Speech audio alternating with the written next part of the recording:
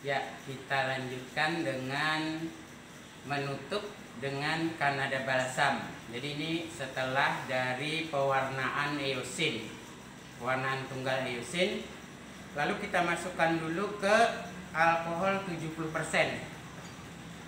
Ya. Jadi kenapa langsung alkohol 70%? Karena eosin pelarutnya adalah alkohol 70%. Lalu pindah ke alkohol 80%. Pindah ke alkohol 90%. Pindah ke alkohol 96%. Setelah dari alkohol 96% diambil, lap dengan kertas saring atau lap dengan kertas tisu. Ingat, melapnya pelan saja, jangan sampai jaringannya copot. Ya, kita tutup sedikit dengan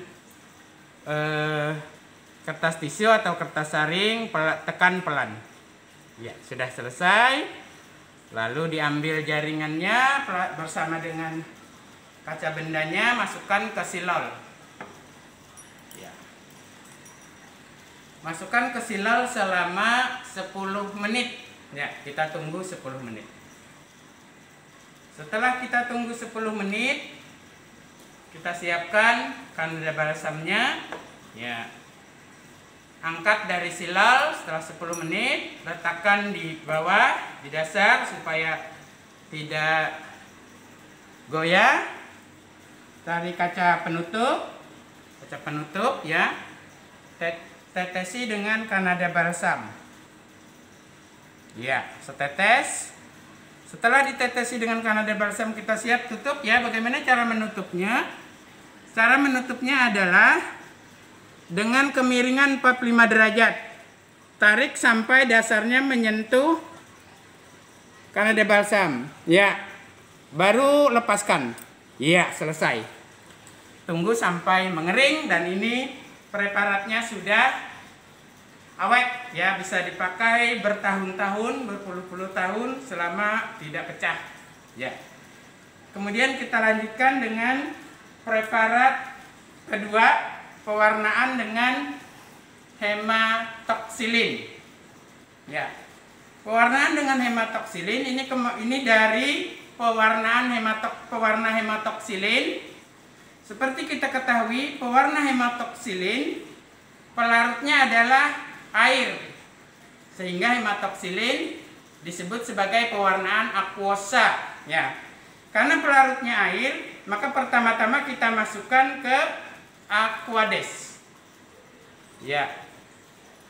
Untuk menyamakan pelarut hematoksilin dengan Aquadesnya. Lalu kita pindah ke alkohol 30%. Pindah ke alkohol 40%. Pindah ke alkohol 50%. Kemudian pindah ke alkohol 60%, naik terus ya, meningkatkan alkohol, ini dehidrasi. Kemudian terus pindah ke alkohol 70%, terus pindah ke alkohol 80%, pindah ke alkohol 90%, pindah ke alkohol 96%. Ya, dari alkohol 96% dikeringkan. Bagaimana caranya? Sama dengan tadi ya. Keringkan dengan kertas saring atau kertas tisu, tutup pelan, tekan pelan. Ya. Selesai kering, lalu kita lanjutkan masukkan ke silol.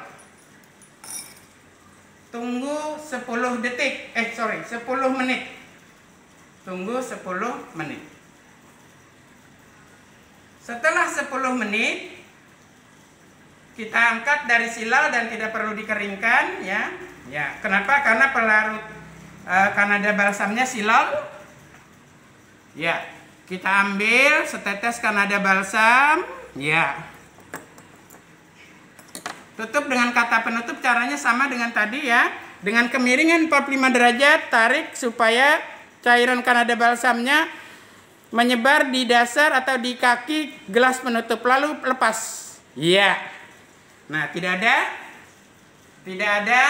gelembung udara. Nah, ini kita tunggu kering, nanti setelah kering awet sampai bertahun-tahun ya. Kemudian pewarnaan ganda dengan hematoksilin eusin ya. Ini sudah dari hematoksilin eusin.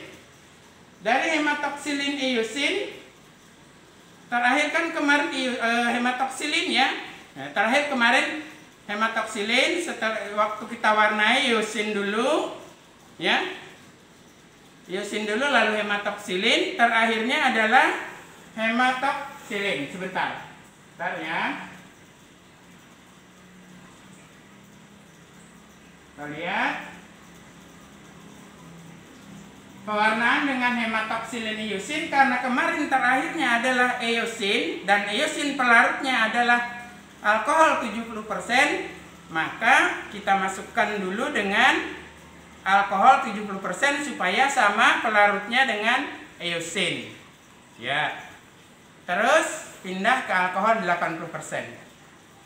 Pindah ke alkohol 90%. Pindah ke alkohol 96%. Ya. Dari alkohol 96% kita lap sama ya. Kita lap dengan kertas saring atau kertas tisu, tutup pelan, tekan pelan. Kering ya. Setelah kering kita masukkan ke silol selama 10 menit. Kita tunggu 10 menit. Setelah 10 menit kita tutup ya. Setelah 10 menit kita tutup, ambil dari dalam silol, letakkan di dasar yang rata, lalu kita tetesi dengan Kanada balsam. Dari silol tidak perlu dilap karena pelarut Kanada balsamnya silol.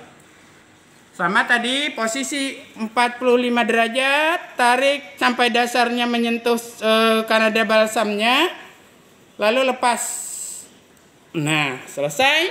Ya, nah jadi ini untuk preparat ketiga yang tadi diwarnai dengan hematoksilin eusin, maka kita tutup dengan Kanada balsam dengan awalnya adalah 70% karena pewarnaan terakhir setelah hematoksilin lalu eusin, dan eusin larut dalam alkohol 70%. Ya.